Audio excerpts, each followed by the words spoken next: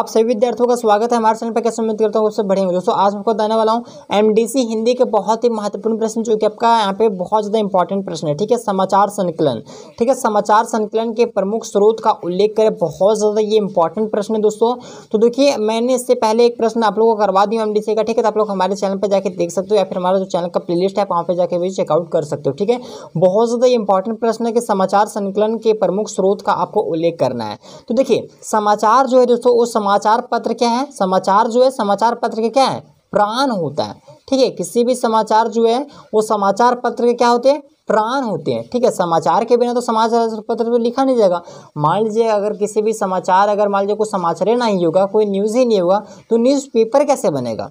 तो समाचार जो है समाचार पत्र का क्या है, प्राण होता है। समाचार पात्रों की आर्थिक स्थिति और समाचारों पर ही क्या होता है, निर्भर करता है, क्योंकि जिन समाचार पत्रों की बाजार में मांग होती है उन्हीं समाचार पत्रों को क्या करता है, विज्ञानदाता अपने विज्ञापन देना जो है वो पसंद करते हैं। विज्ञापनों का उद्देश्य ही होता है कि विज्ञापति वस्तु के विक्रय के लिए ग्राहकों का जो है ध्यान खींचना, उन्हें आकर्षित करना और वस्तु के प्रति जो है वो दिलचस्पी लगाना या जगाना, तथा उसमें जो है खरीदने के लिए उसे प्रेरित करना, जो एक अच्छे और सफल लोकप्रिय समाचार पत्र द्वारा जो है संभव हो सकता है। कहने का मतलब ये है दोस्तों कि इसमें ये बताया जा रहा है कि समाचार जो है दोस्तों, बेसिकली समाचार में क्या दिखाया जाता है, बहुत तरह का एडवर्टाइजमेंट दिखाया जाता है, बहुत तरह का न्यूज़ दिखाया जाता है, बहुत चीज़ आप देखेंगे कि समाचार पत्र में जो कभी कभी घरों का या फिर गाड़ियों का उसमें जो ऐड दिखाया जाता है, तो उसमें क्या है, जो लोग समाचार पत्र पढ़ते हैं उनको उसके अंदर आकर्षित करता है। तब वो लोग क्या है, वो अपना मतलब कि सेल्स के लिए आप लोग वीडियो वगैरह देखते हैं या फिर यूट्यूब वगैरह पे बहुत सारे देखते हैं, एड्स वगैरह शो करता है। तो उनका मेन जो उद्देश्य होता है, मेन खास जो मकसद होता है, वह जिस टाइप का ऑडियंस होता है, यानी कि जिस टाइप के लोग होते हैं उस टाइप के ऑडियंस के पास जो उस टाइप का मतलब कि उसको जो है वो एडवर्टाइजमेंट शो करवाया जाता है, ताकि वह उसमें जो है रुचि थोड़ा ले, और रुचि के साथ साथ जो है वे उससे मतलब उसको फ़ायदा भी मिले। ठीक है, तो ये मतलब कि एडवर्टाइजमेंट जो है एक अच्छे समाचार को समाचार पत्र में जो है वो दिखाने का प्रयत्न करते हैं, जिससे कि जो लोग हुए, ठीक है, वे उसकी तरफ आकर्षित हो और वे उसे खरीदने के लिए क्या है, उत्प्रेरित हों। ठीक है, और तभी ये जो है उसके लिए मतलब एक अच्छा मतलब कि माना जाएगा, और ये समाचार पत्र द्वारा ही जो है ये संभव माना जाता है। तो देखिए, इस प्रकार जहाँ पर एक और समाचार पत्र की जो विज्ञापति वस्तु के प्रचार के लिए महत्वपूर्ण है, तो वहीं जो है दूसरी और विज्ञापन के प्रकाशन से जो है समाचार पत्रों को भी जो आर्थिक स्थिति क्या होता है, मजबूत होता है। कहने का मतलब ये है दोस्तों कि अगर मान लीजिए हम अगर समाचार पत्र के माध्यम से अगर किसी भी चीज़ को अगर हम दिखाना चाह रहे हैं, तो हम समाचार पत्र की जो कंपनी है, जो उसका ऑनर है, उनसे हम कॉन्टेक्ट करेंगे तो उनको हम वो चार्ज करेगा मेरे से, मतलब किसी भी चीज़ को विज्ञापन को अगर हम दिखाना चाहते हैं उनके प्लेटफॉर्म पे, तो वो तो चार्ज करेगा ही। अब भाई वो तो मेहनत किए हुए हैं, उतना स्टार्टिंग से लेकर मेहनत करके उस मुकाम तक पहुंचा है। अगर वहाँ उनके पास ऑडियंस है, अगर हम उनसे किसी चीज़ को अगर हम एडवर्टाइजमेंट एक तरह से कह सकते हो स्पॉन्सर, ठीक है, स्पॉन्सर अगर करवाएंगे तो पैसा लेगा, तो इससे क्या होगा, उससे उसका जो है आर्थिक स्थिति मजबूत होगा। हम पैसा देंगे उनको तो उनका क्या है, उनका आर्थिक स्थिति क्या होगा, मजबूत होगा।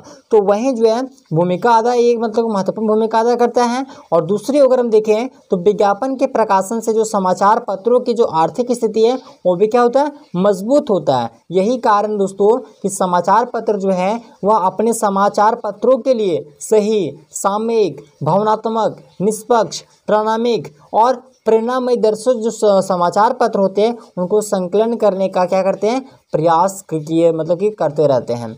और इस कार्य के लिए जो है दोस्तों शिक्षित, अनुभवी, प्रवीणता प्राप्त जो संवाददाता होता है उनको नियुक्त किया जाता है, जो समाचार पत्रों को सामर्थ्य से पूरे होते हैं और उनको समाचारों का क्या करता है, संकलन, प्रेरणा व जो है उसे वितरण से जुड़ी हुई जो व्यावसायिक होती है, ठीक है, उस समाचार पत्रों क्या करता है, एकत्रित किया जाता है। ठीक है, संकलन का मतलब ही ये होता है कि एकत्रित करके उसको रखना, यानी कि दोस्तों जितने भी जो समाचार पत्र, जितने भी विचार है, जो कुछ भी मतलब इसमें समाचार पत्र में जो शामिल है, बेसिकली उसको जो एक जगह पर एक मतलब समिति के माध्यम से उसको जो एकत्रित करके रखना। ठीक है, किसी भी चीज़ को अगर कहीं आप एकत्रित करके रख रहे हैं उसको क्या बोलते हैं, संकलन करना होता है। ठीक है, संकलन।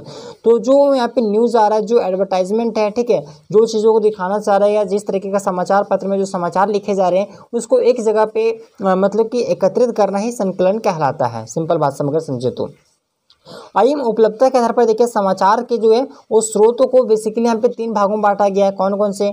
तो प्रत्याशित स्रोत, दूसरा पूर्वानुमानित स्रोत और दूसरा अप्रत्याशित स्रोत। ठीक है, देखिए ये जो प्रत्याशित स्रोत है या वैसे स्रोत को हम कहते हैं जहाँ पर जिनके माध्यम से दोस्तों समाचार विश्वसनीय ढंग से सहज और उपलब्ध हो सकता है, जैसे कि पुलिस स्टेशन हो गया, नगर पालिका हो गया, अस्पताल हो गया, अदालत हो गया, विभिन्न समिति तथा निगम की बैठक हो गई, संसद तथा विधानसभाओं के अधिवेशन हो गया। ये सब पत्र सम्मेलन जो है वो प्रेस विज्ञापिता इत्यादि समाचार के जो है वो प्रत्याशित स्रोत है। कहने का मतलब ये कि प्रत्याशित स्रोत से दोस्तों आशय ये है कि जिसके माध्यम से समाचार क्या है विश्वसनीय ढंग से उसको सहज और बहुत ही आसानी से जो है वह उपलब्ध हो सके।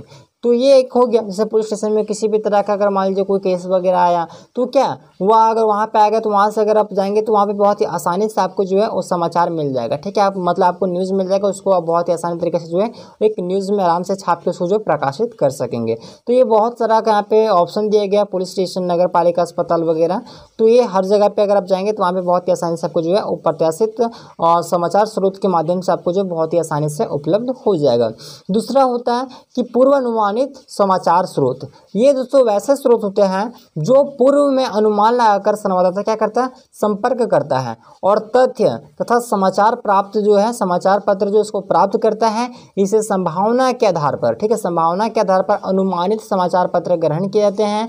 जैसे कि गंदी बस्तियां, शिक्षण संस्थान, कल कारखाने, कार्यालयों के कागजात की शैली इत्यादि के संदर्भ में जो है वो पहले से ही अनुमान लगाकर समाचारों की जो है वो खोज करके निकाला जाता है। ठीक है, पूर्व अनुमानित समाचार पत्र, पूर्व का मतलब होता है पहले, ठीक है, पूर्व अनुमानित समाचार स्रोत। तो इससे आप पहले समझ मतलब इसका जो है पॉइंट से आप समझ जा रहे होंगे कि दोस्तों इसमें जो है वो पूर्व यानी कि पहले ही अनुमान लगाकर जो है किसी भी यहाँ पे समाचार को जो है खोज में निकाला जाता है, खोज करके उसको निकाला जाता है, उसको पूर्व नामित समाचार स्रोत के अंतर्गत इसको जो है हम जानते हैं।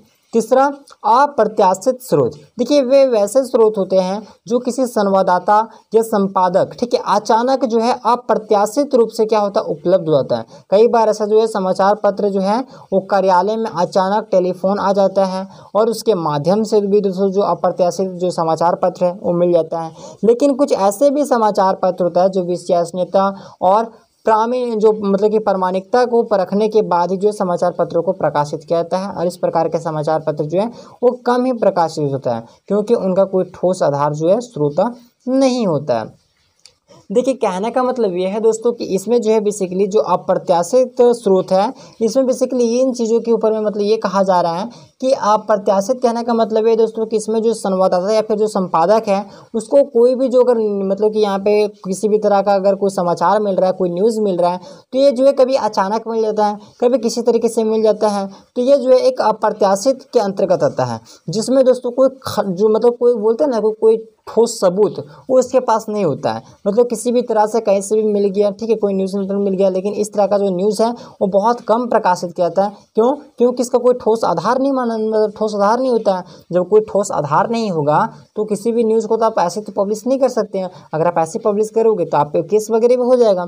तो इसीलिए दोस्तों इस तरह का जो मतलब कि न्यूज़ है वो बहुत कम देखने को मिलता है। तो ये था दोस्तों समाचार संकलन के प्रमुख स्रोत। ठीक है, तो मैंने आपको बता दिया कि समाचार संकलन क्या होता है, इसके प्रमुख स्रोत कौन कौन से हैं। तो मैं उम्मीद करूंगा कि आपको यह वीडियो पसंद है। वीडियो को लाइक कीजिएगा।